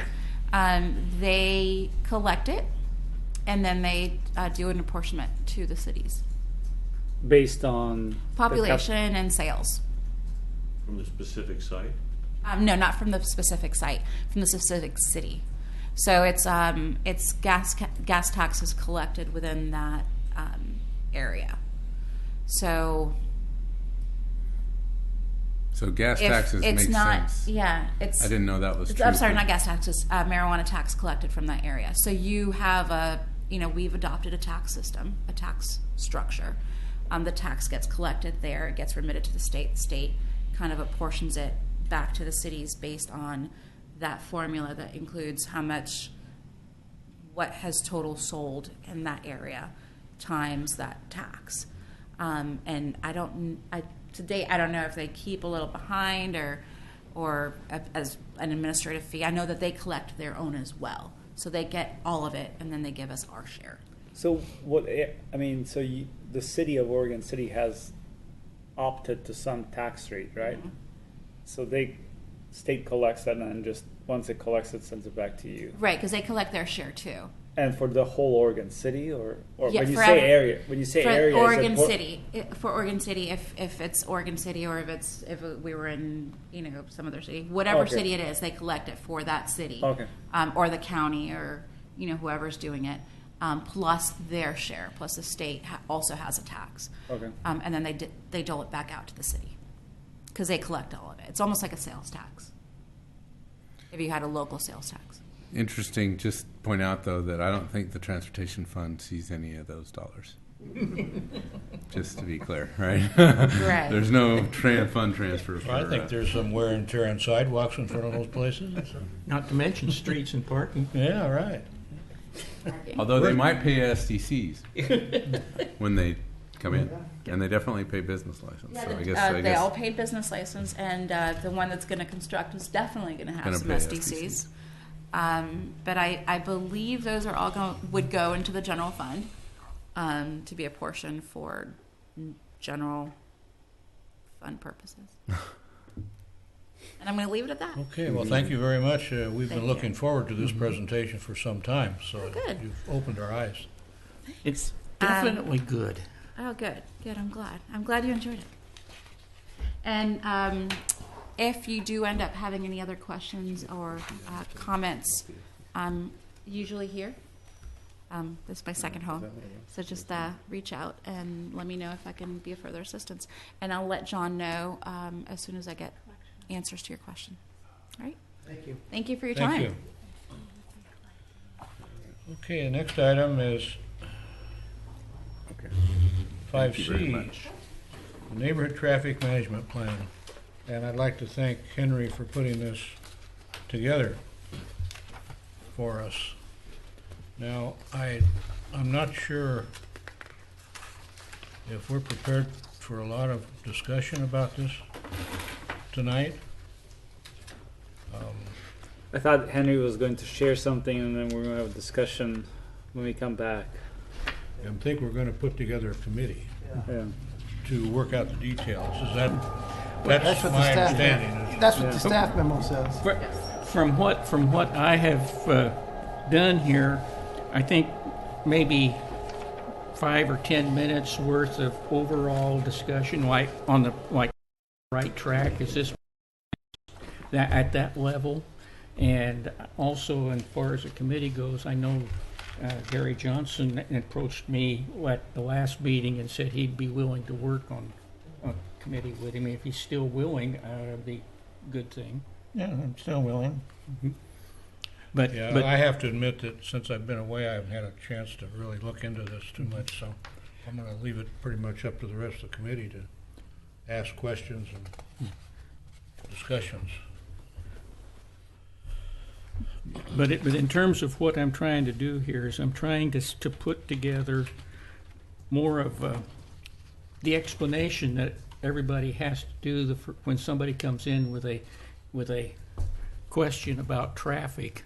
And so there's certain facts in here that, like the bit about statutory speed limits that we can change, that needs to be verified. And a number of things in here that may perhaps need some additional explanation. And what I've put in here is mostly the way I think that the information could be presented without going into excruciating details about, handicap slopes and approach angles and that sort of thing that nobody really cares about except for their own immediate installation. I think it'd be important to remember that this does not supersede regulation or statute or anything. It's a non-binding. It's an informational only, so that it doesn't get construed by someone as saying. It says here. But it says here. Yeah. Yeah. Right. Yeah. No, I think what we kind of agreed that we were trying to target was more of a short, concise, kind of a help manual, kind of like what we do with the stop sign brochure and the speed bump brochure. Put it in, more layman's terms that help guide those things. Maybe refer to those websites if we want to look at those. But yeah, we're not delving into the details like Henry mentioned. So this, I haven't spent a lot of time with this either, Bob. So, but I think, is this pretty aligned with you presented a table of contents last time? Is this following that? This is using that and just expanding the section, but keeping the same outline that I already had. The italicized things where there's where it says speed zone, statutory speed zones, that was an item on the outline from last time. So I have a quick question on traffic calming. I know we have a separate policy on speed bumps, but you may want to, is that diversion speed hump at the bottom there with no description on it? No, I just forgot to put it in. Okay. And you can just reference the ordinance for the details on that. Mm-hmm. Yep. And I do also want to just sort of, get the policy out of the website and kind of take the highlights out of that stuff in here. Well, I think the very reference of a neighborhood traffic management plan, I think the ultimate product, I think, should be easily usable by neighborhood associations, steering committees, so they would have a reference to go to, not necessarily all the details in here, but a reference to go to for, say, curbs or traffic speed bumps, that sort of thing. So when they're asked a question by their citizens, they'll have somewhere to go instead of starting just from scratch.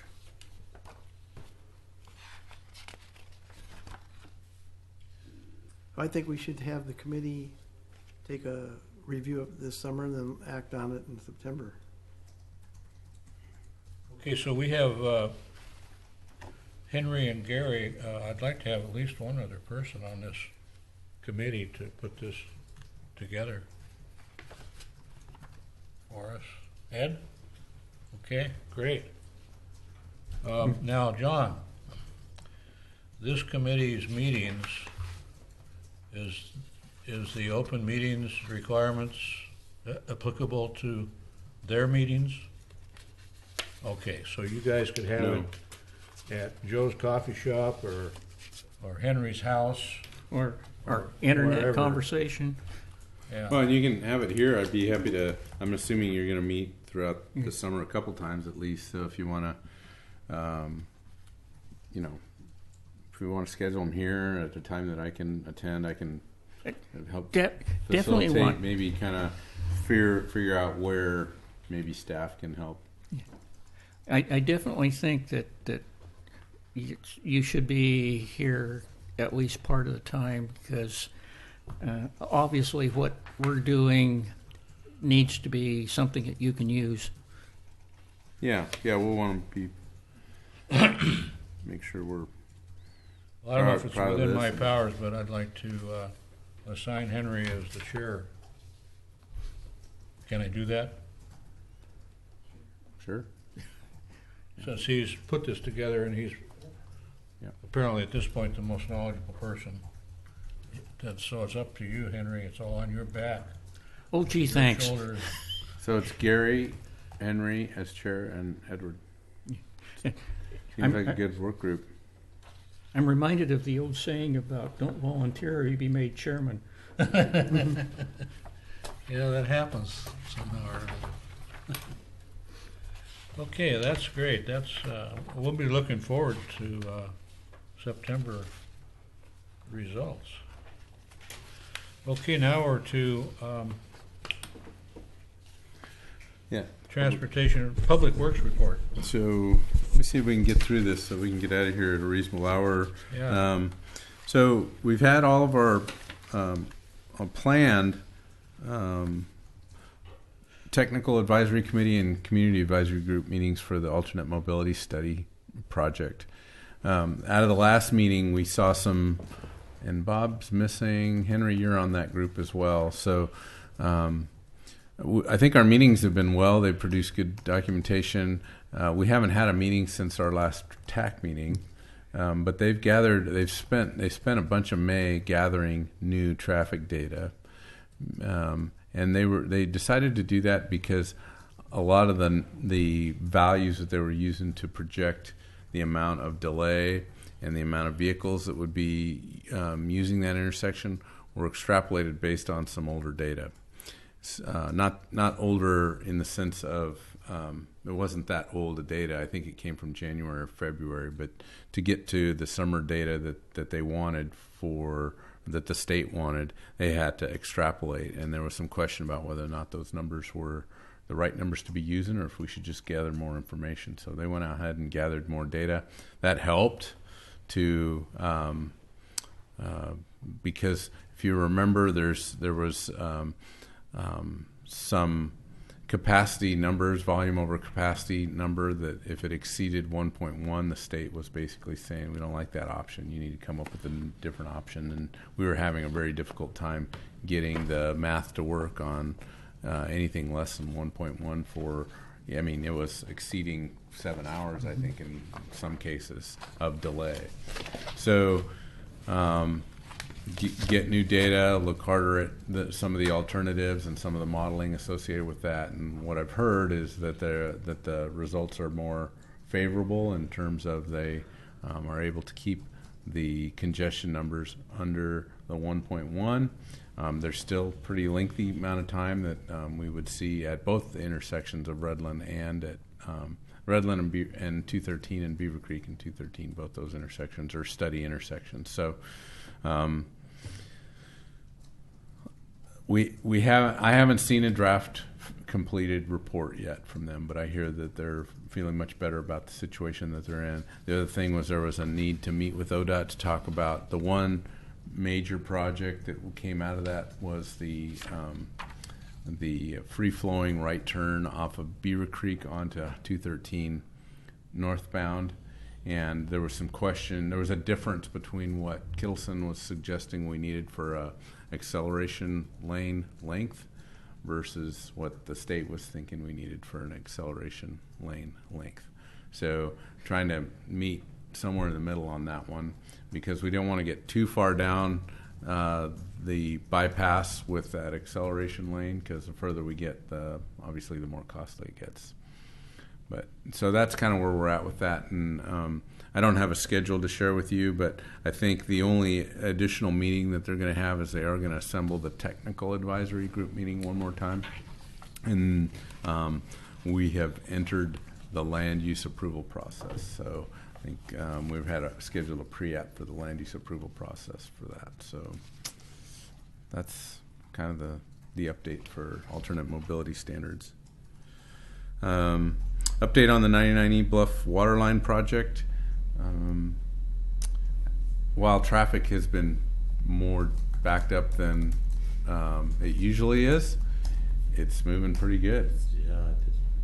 I actually feel safer in that condition. I stayed out of there. You stayed out, yeah. I don't have that option. All right, I probably do, but I just like to. I use that pretty regularly, and I typically would not go through there on a, Friday night at 4:30. But it's you're right. It's not too bad. It really seems safer because you don't have 2 lanes down and 2 lanes up trying to navigate that at pretty, sometimes it's a pretty high rate of speed up through there. So going downhill, that's all I've been doing is going downhill. Coming uphill, there's probably more delay because of this. Depends maybe on the hour of the day, but yeah. Do you think maybe the trucking industry has avoided that I think they route have. to help? Yeah, that has helped. We haven't seen any problem trucks coming through there, but I'm sure they do, but I think a lot of them have used I-5, 205. As far as the waterline work goes, the pipeline's coming together today. It's being mounted today. I don't know how late they're going to work. They've been working long days on that project, and but we're pretty much on track. I think they should be done on time. So we're expecting no leaks attached, nothing falling off the mountain. Might look a little different than what it did before, but Did the camera work find anything underneath the road?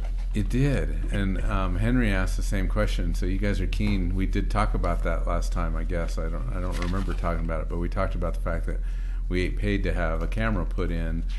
If you know, well, when you see that the next time, you'll see that we stopped our work about 3 feet above the Jersey barrier, maybe a little less. Maybe it's 18 inches above the Jersey barrier. So everything comes down, and that's where we attach to the existing pipe.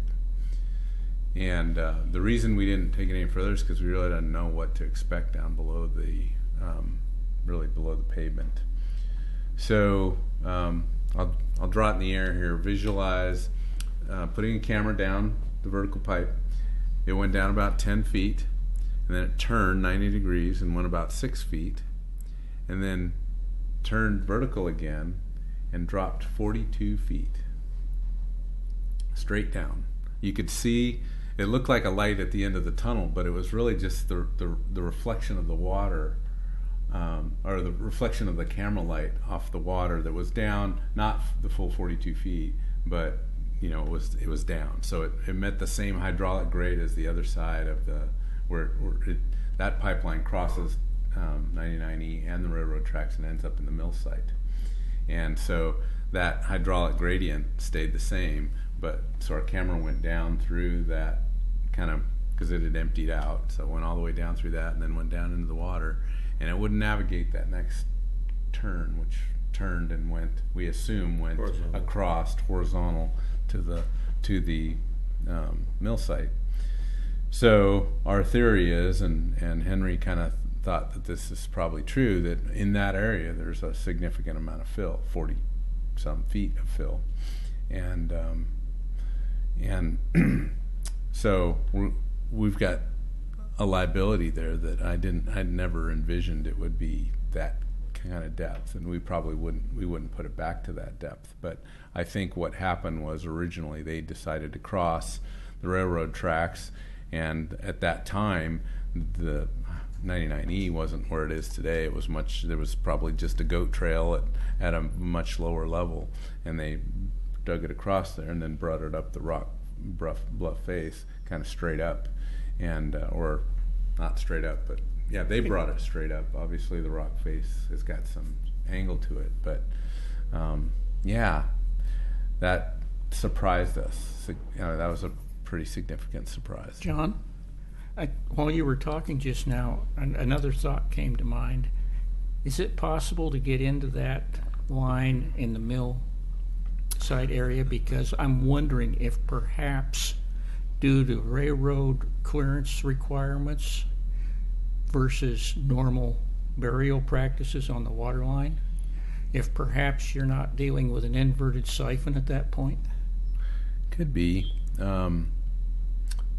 We wouldn't know that, but the only way we could do that is to tear up the pavement and do a similar camera view from the other end, and we considered that.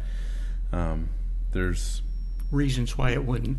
Reasons why we chose not to do that, and it would, if we were to do it, it was going to delay the work even further, and they were already kind of itching to get going with the next phase of their project. Maybe when the development in the mill site comes along, there'll be an opportunity. Well, we're hoping, that there's a pedestrian crossing over 99E planned for the mill site, and the intent would be to build that such that it could handle a pipe chase as well, so we wouldn't have to be in that same location in the future. That'd be excellent, because all I'm thinking about right now is one of those trucks or something deciding to climb the Jersey barrier and take out the pipe. Yeah. So did the pipe size remain the same as far as you could go? Yep. So that's the 99E project. Dana Webb's been managing that, and she's been doing an outstanding job keeping photos and keeping the contractor in check and getting ODOT there when they want to get there and inspections done when they need to get done. So that's been good. I guess I don't have enough to really report other than on the Amtrak Cascades ridership information. Other than we heard that the ridership's pretty low on our Amtrak stop. And as what I heard through kind of the legislative update is this budget, this 2-year budget with the state is Amtrak is and the stop is secure, but the ridership is so low in Oregon City here that there's concerns for that being an ongoing, justified for ongoing funding. So we worked pretty hard to get a stop here in Oregon City with the train depot and the Amtrak, platform. So it'd be a shame to see that leave. So I'm advocating for all the TAC members to plan a trip to a Seattle baseball game or something like that. We need to increase those trips, at least monthly baseball games. Maybe we could hold our meetings in Seattle or something in the summertime. No, but definitely tell your friends and family that that's a pretty cool trip. And I haven't actually tried it, but I need to. There's 2 items in here that Martin was kind of taking the lead on, and I asked him if he could go to a meeting in West Lindonite because they were talking about the geology of Scott Burns is talking over in West Lindonite. So he's over there, and he gave me really the next 2 items are similar. He's been working hard to communicate with ODOT and get responses to both the concern at Redland and 213. I think it was Jonathan David and maybe John Anderson. I can't remember who. I know it was Jonathan that was suggesting that there was some timing issues with the intersection of Redland and 213, signal timing issues. So he hasn't gotten a response from them, but he's still working on that. And same thing with we didn't. I don't remember talking about it in this meeting, but we'd gotten some complaints about trucks using Jake brakes on 213 coming into Oregon City there through the Glen Oak Road area. And I remember this problem. We've had it for years. ODOT won't designate it. And from my recollect, they won't change that designation. They won't have a variance there to prevent the trucking industry from using that Jake brake technology. But I think Martin's going to take a run at it. Maybe he'll get a different answer. So, but he still hasn't heard back from ODOT on that. In a slightly different thought process, it may not all be the Jake brakes. I'm noticing that we've got a fair amount of excessively noisy pickups, half-ton, 3/4 ton, with next to no mufflers that run around the area, and also there's several motorcycles that seem to be lacking some baffles in their mufflers that could be as responsible as the Jake brakes. Could be. I just folks that live out there, I think, recognize the difference. Well, yeah, but so the Jake brake, that's a compression brake. Right. That's a safety device. Right, but that's specific to the vehicle. Okay, you're okay. What they're having. What if you had a noise? Maybe come at it from a noise level instead of from a mechanical application. So the city doesn't really have a noise ordinance. We've got some hours of nuisance kind of things, but we don't have an ordinance specific to noise. And if we did, the question would be, could it apply to that 213 corridor or 205 or 99 or any of the state highways? And I think the state is really reluctant, especially on these freight corridors, to prohibit those. But another way to look at it. Yeah. So work continues on that. And then last thing I wanted to mention was National Night Out. So the CIC, last year we did National Night Out with the CIC, and we're going to do the same thing. So we'll share a booth. It's a pretty cool event. I don't know if you've all been to that, but there's, if nothing else, you get to see the police dog in action. That's kind of a fun event. But there's lots of booths about good activities that are going on. And I think for this year, our intent is to go ahead and hand out the garbage can stickers that we produced. We got quite a few of those back from the neighborhoods, so we'll have several of those to hand out, and we'll distribute them that way instead of door to door. So the other thing is, it's always nice. You did. Let's see. Bob, were you? I remember seeing you there. Were you running a campaign that year, or were you? No, but I helped man the booth. Yeah. Yeah. Okay.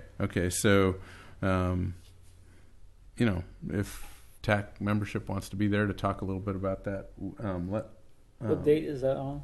It's on the agenda. It's August 1st, and is it 5:30? That's the time frame? It said on Chris Wadsworth's email. Okay. So I took it directly from her. Okay. If it changes, I'll let you guys know. Is that like the field behind this old school? Yeah, Mount Pleasant again. Yeah.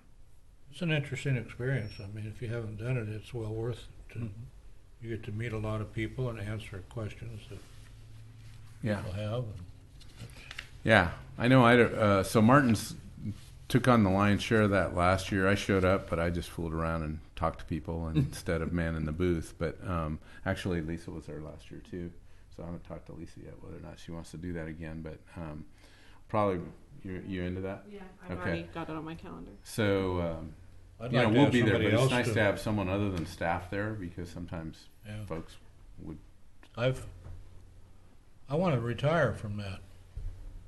I've manned a booth there for the last 3 years. Well, if you kind don't or show- another.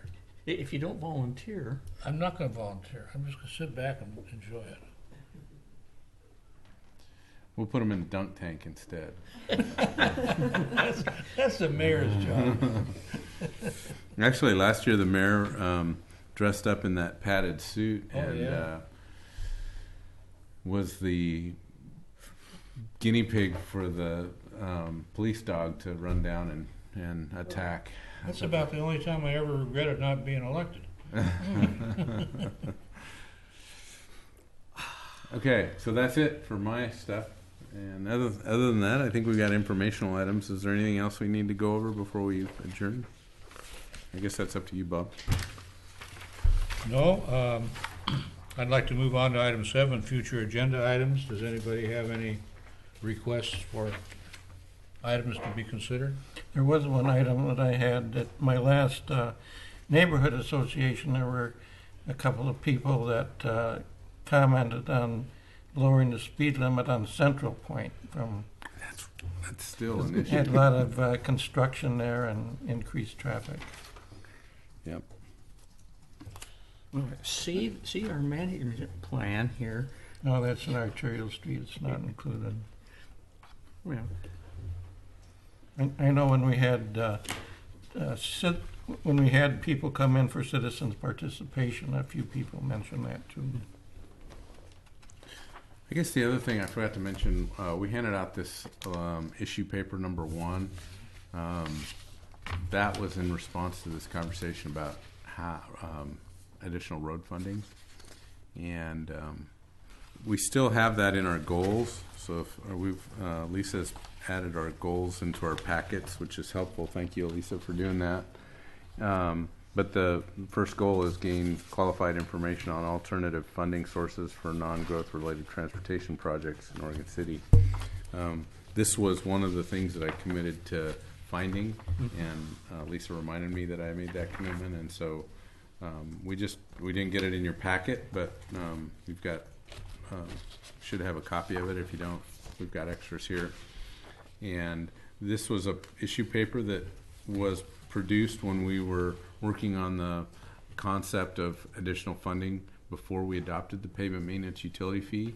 So the FCS group, John Ghilarducci, put this issue paper together, and I'm sure some of it's dated, but I think a lot of it's applicable, and you'll see the different kinds of options for funding, and there may be others, but I just wanted to consider that part of that qualified information. And if we feel good about that, we could, or if we feel like it's good information but maybe it's a little dated, I don't have a problem asking John if he could connect with us and either update it or come in and talk to us about it. Certainly would like to see it. Well, I don't want to just say that. It costs us money to bring him here to No, just I do meant it that way. see the paper you got. Here. Oh, yeah. There we go. Okay. I now have one. Thank you. Okay, but do you have? Make a quick observation about the transportation demand management, and that's started thinking about what that takes to maintain over a long time in terms of who's communicating what. So I'll give you a quick example. When I was in the Minneapolis-St. Paul metropolitan area, 5 cities bid for a thoroughbred racetrack. The city I was in got that. We were considered the most handicapped in terms of transportation, metro area transportation, coming down to the site on the days of the races. So the first year, that was planned to a T and went off better than anybody imagined. The second year, they expanded the facility because they actually made money the first year, which nobody had planned on. And they decided to charge a fee for parking. And they decided to have an incentive for the first 15,000 people who got there. They got some kind of gym bag or something. All forgetting that the bigger problem was getting traffic in and out. And they completely froze up all of the traffic on the freeways, everything, when they started on a Friday afternoon, not soon enough before, all the dissipation of, taking care of all the commuter traffic. They got such a black eye, it affected them financially for the next 5 years. And that's because they went with the marketing of the facility on the second one and didn't follow through on traffic management. And they didn't anticipate that before the first year, traffic just flowed right into the parking lot. But now they had to stop and pay, right? Stop and pay, stop and pay. Plus, a whole bunch of them came right much earlier because they wanted to get that free backpack or whatever it was. So, that was a subtle change where they went with the marketing, and it just destroyed their reputation as far as transportation. Since then, a freeway bridge has been built over the river and stuff like that, but somebody's got to really pay close attention to it, and if it's all delegated to the Downtown Association, you have to watch all of that if you have the delicate balance like they did there. And it's just the ultimate consequences of your planning. And yeah, so if you go that way, it takes a lot of maintenance. You have to pay attention to it each year and stay on top of it and watch out if somebody's marketing plan runs it wrong way.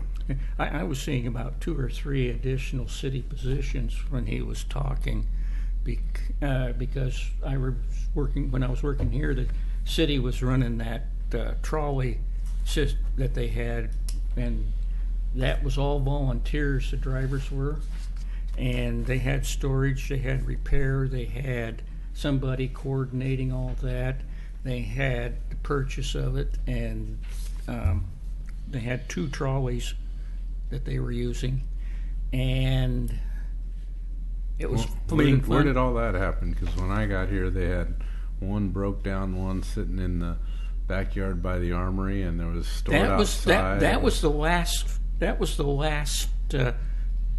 2 years after they had it running, and that was the result of the fact that. Where were they storing them? Where were they storing them? At the armory. They were using the armory as shelter, as a bus barn. In the winters, they charged, Armory charged $35,000 a year to store them there. Really? Yeah. When was that?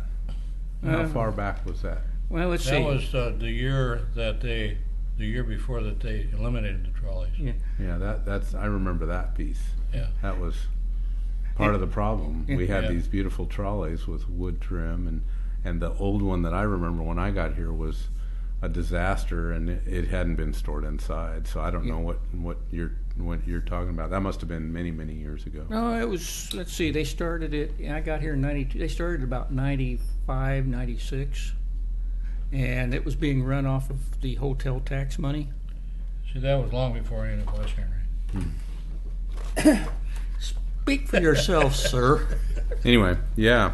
But- I agree with you on that. You got to keep an eye on it, and I mean the approach that they're talking about is develop a little, build a little, develop a little, build a little. But if you develop a bunch and you're not ready for that, it's going to be, chaos But I think, or impactful. Maybe not chaos, impactful. but my suspicion is, and I was going to ask, is the best place for parking may be the mill site itself, because then it can be reused. Makes sense to me.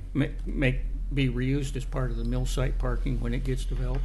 I did a great tour of the Weiser Park, the Weiser building on Block 137 on Lake Oswego. So if you've been downtown Lake Oswego, you know that there's the facility that's got all the nice shops right on State Street, and that's called Block 138.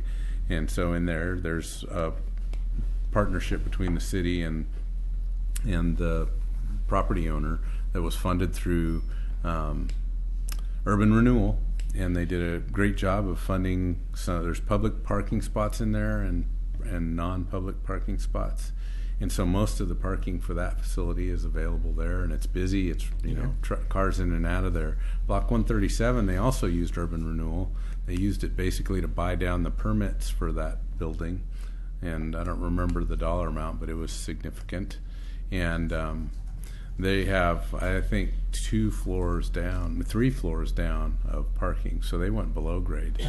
And unfortunately, the mill site's, well, there's potential for that, I'm sure. A lot of it's bedrock, but there's other places where it could probably work. But yeah, I don't disagree. Keeping your parking close to wherever you want your people to be is pretty. I could just see this potentially turning into disaster, if there's not sufficient infrastructure to accommodate all these people. I mean, they will be coming right off the highway to this traction and just pouring into downtown. I don't think it's going to attract that many people. I don't want to. I wouldn't want to overrate it either. I mean, and we also have to consider the owner's desirability to develop the site. I mean, the whole goal is transportation isn't available for him to follow up development. He's probably not going to do it. I'm sure somebody will. Yeah. Someday. Well, I'd like to remind everybody that we do not meet in July and August, so enjoy your summer, unless we have some pressing thing that comes up all of a sudden that I can't foresee. Yeah, so we'll schedule something. We'll send out some dates that make sense, at least for my schedule, to see if you guys want to do a subcommittee meeting on neighborhood traffic management. Right. Okay. Okay, this meeting is closed.